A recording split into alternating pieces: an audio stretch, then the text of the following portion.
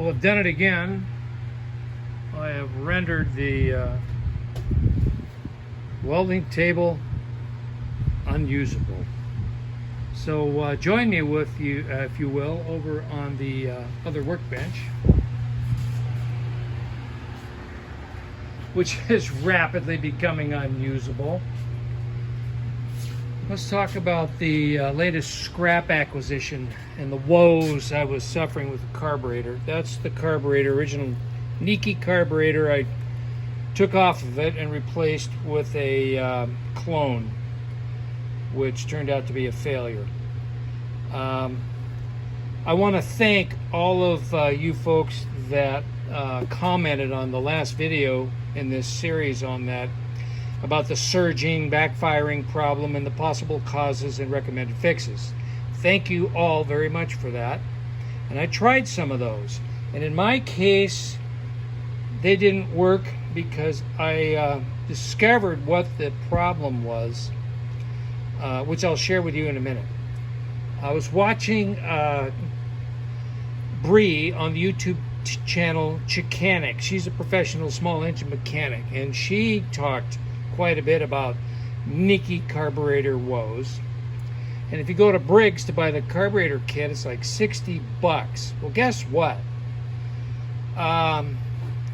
Kohler puts the exact same carburetor on a lot of their engines, and they only charge $18 for their kit. So thanks to Chicanic for tipping us off on that.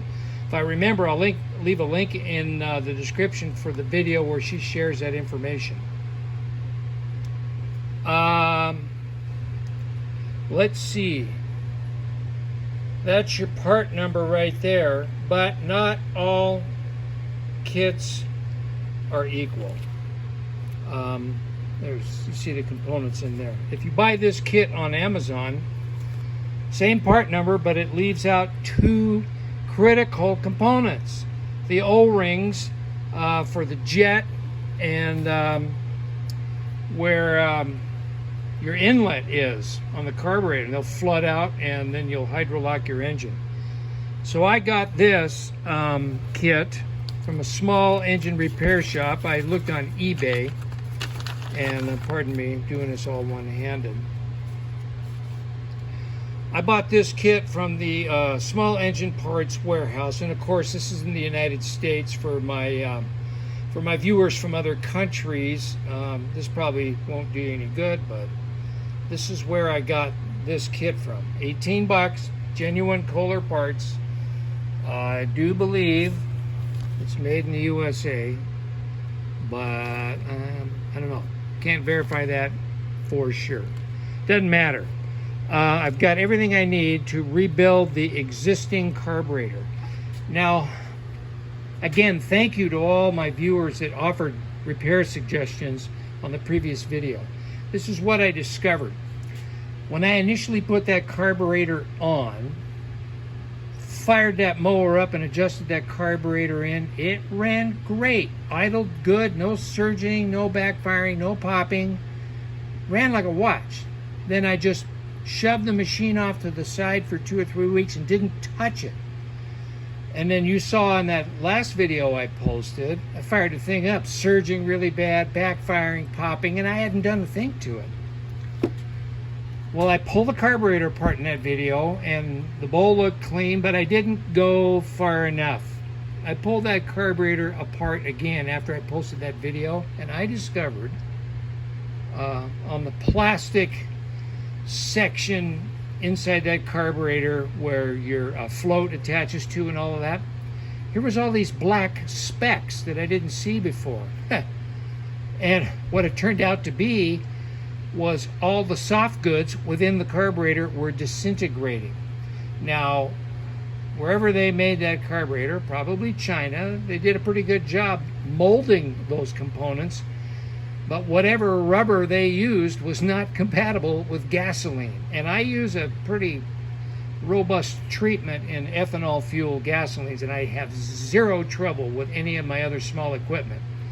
But this carburetor, the insides literally started to disintegrate as soon as they came in contact with gas. That was my problem. So let me clean this mess up around here a little bit. And I've talked long enough anyway. Geez, I've wasted 5 minutes of your time already.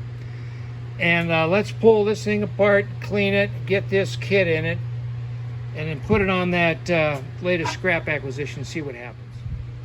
Before I forget, I'm thoroughly embarrassed on my Kids and Tractors video that I just posted recently, Father's Day 2023. I did a mail call. My pal Steve at Firehouse Customs sent me a really cool t-shirt, and I was so excited when I was opening the package to get the t-shirt out. I didn't look any further. Well, he included a nice letter written in there and this awesome sticker from his channel. So Steve, I apologize to you for that. Let me get a tripod set up, because this is going there on the toolbox. I feel like an absolute doofus about that, but hey, as long as there's a recovery plan, we're all right. So I'm going to put Steve here adjacent to Steiner Tractor Parts and Olson's Gaskets. I'm running out of space on this side. It won't be long, and we'll be putting stickers on the opposite side of this box. That is one awesome sticker, and it looks right at home with all the other channel stickers on this box. Yeah, thanks Steve for that. I really appreciate it. That's quite a logo for your channel. I'm as blind as a bat. A while back, Steve had sent me a sticker. Had to have been months and months ago. I didn't even see it when I was putting that one on.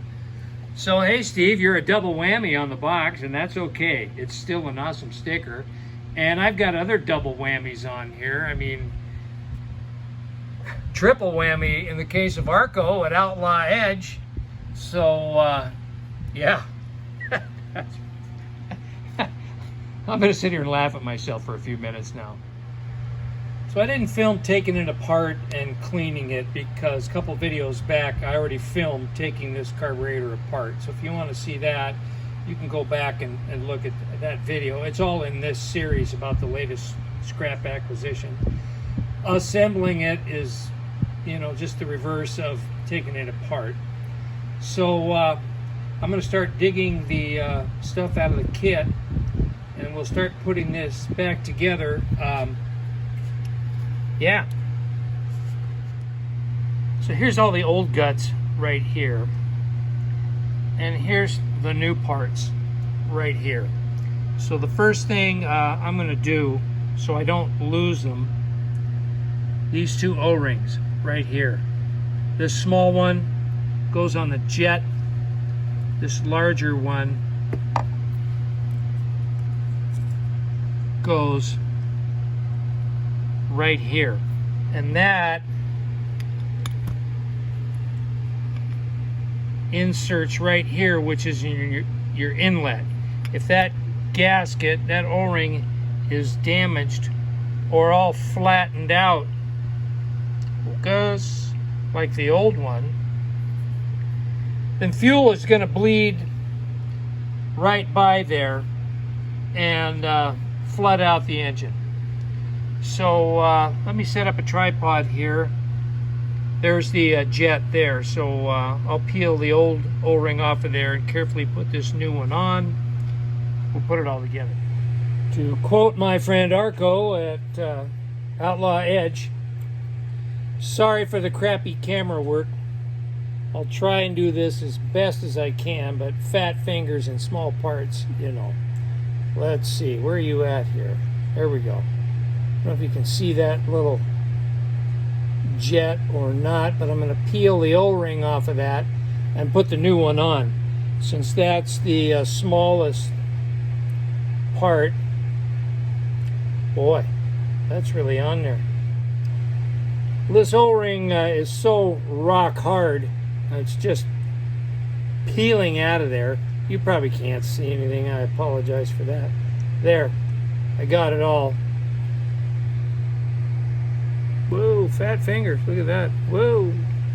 Anyway, old O-ring is peeled off. And that groove looks clean. So now I gotta gingerly put this new O-ring on without curling it all to bits. All right, I got it on there. Come on, focus. You get the idea. And it slides right down this center hole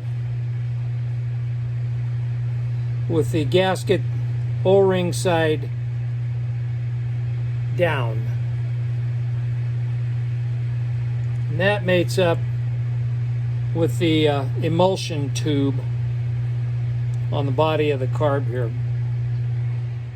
Next thing I want to do is get this other O-ring rolled onto this inlet right here, real gentle. Fat fingers, sorry. And then I'm just going to kind of seat it by taking my little pick here and just pressing it down gently, not to tear it. The other one was really flat. When I first brought this thing home, I filled the carburetor bowl up in it. Well, first I put the gas tank on it, put gas in it, and it just immediately overflowed. The original O-ring that goes on here was flat, and it was just flooding right on by. There we go. That's got that. All right, next thing is I got to get this House of Cards gasket onto this piece right here. And I don't know if you can see very well or not, but that's molded. So there's only one way this gasket can go on. So I'm just going to very carefully seat it. And all those little openings where it goes. Now, as soon as I turn this over, it's going to fall off. So I'm going to take the carburetor and gently set it on there. Hope you can see everything I'm doing here, because I'm kind of doing it blind. All right, that's seated on there really good. So the next thing is to put the needle on the float, get the float installed on here, then we'll put the bowl on. But I'm going to take the bowl out to the tractor and show you a little trick about this anti-backfire solenoid. Sorry about the wind noise. Here's a quick and dirty way to check your anti-backfire solenoid that's on the attaches to the bottom of the bowl of your carburetor. Just clip it onto the electrical line and then cycle your key. See how that pops in? That'll allow fuel to flow into the bowl, and then when you shut the key off, that comes up and shuts the fuel off. And so you're not sucking fuel through the carburetor after you shut it off and into the muffler, and boom, backfire, all that stuff that happens. So that's just a nice quick little test you can do to make sure this anti-backfire solenoid is actually working. On the Chinese clone carburetor that I put on there, I should have showed you before I put this all together, but on the underneath side of this piece right here that the float and everything attaches to, that's where I found all of the black bits. And it was this formed gasket and the O-rings, which were literally disintegrating, and that's where all that came from. So that's why that thing was running like doo-doo. Okay, let's get the float installed on this. Got the float. Here is the new needle, and since this is all new, it is rated to work with ethanol fuel. So you just hang that needle in there, carefully set it like so. Needle and seat. The kit came with a new pin. See if I can do this without dorking it all up.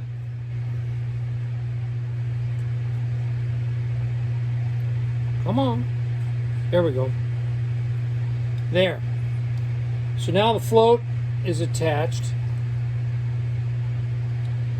I'm going to put the bowl on next, and the kit came with new screws for that. Well, I lied. The kit doesn't come with new screws for that. Okay, I'm going to gingerly set that on there.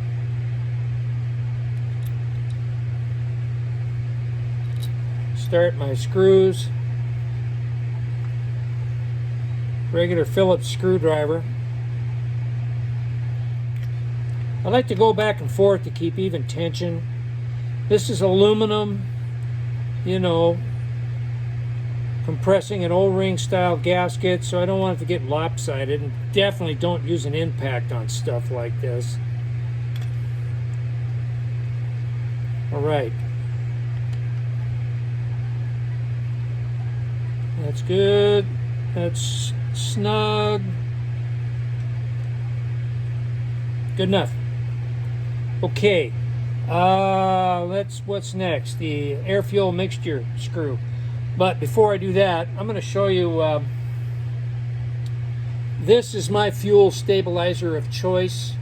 I'm not sponsored by this outfit. This is just what I use. This was recommended to me by a good buddy of mine in Power from the Past, our tractor club, who had great success with this. And so I gave it a try. It's a little spendy, but I've found that, at least for me, it works better than the other stuff that's out there on the market here in the U.S. So there you go for what it's worth. The kit came with a new spring. When I took this screw out, I gently bottomed it out, and then counting the number of turns, it was 1 1/3 turns to bottom it out from the position it was in. Another thing you want to check on these Niki carburetors, there's a Welsh plug right there. Check and make sure that's installed and in good shape, because that can certainly cause carburetor headaches too. So I'm going to screw this needle in till it gently bottoms out. You don't want to crank this in hard and deform that needle and the seat. So I'm just going to run it in till it bottoms out, and then back it off 1 1/3 turn. All right, got it all the way seated. I'm going to back it off 1 1/3 turns, half, 1, about there. Okay, that's in. Well, there it is, all back together.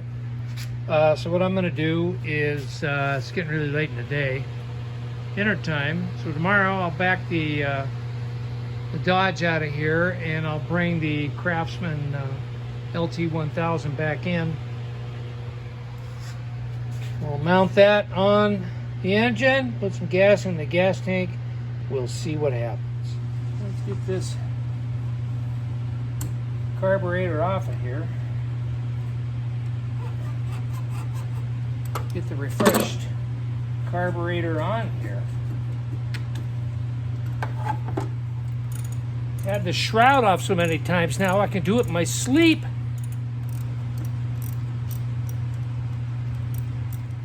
I'm just shooting this for reference. I've got the governor rod and spring here, and then the choke here. And I'm making sure I know which hole this stuff goes in. Okay. I've got the new carb on here, and I've got all the linkages and springs oriented where they're supposed to go. I've got a new gasket on the intake side here. The kit did come with another gasket for this side, but there's a O-ring here. If I put this gasket on like so, you can see it won't seat against the carburetor because of the hex formed on these studs, machined on these studs. And then if I put the gasket on first and then put the studs in, then these won't fit in the research. The gasket get all crushed and not seat right. So I don't believe that gasket's supposed to go there. I think we're relying totally on that O-ring, and that's starting to look a little flat and worn. I think what I'll do, I'll put this together and get her going, but I think what I'll do is go by my local mower shop in the next couple of days, get a new O-ring for this intake. Well, I've topped off the gas and turned it on. Nothing's leaking here at the bowl, although my new fuel filter is dripping, so I'll have to replace that. Well, let's see what happens. Contact.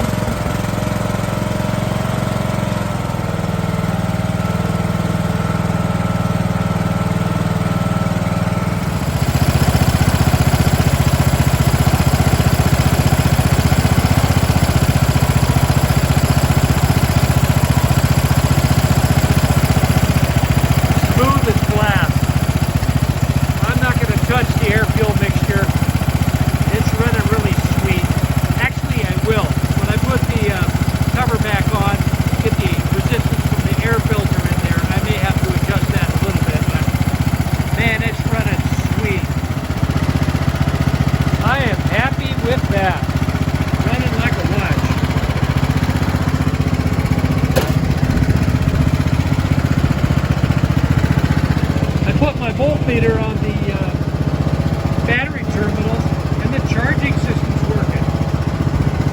Let's go for a ride.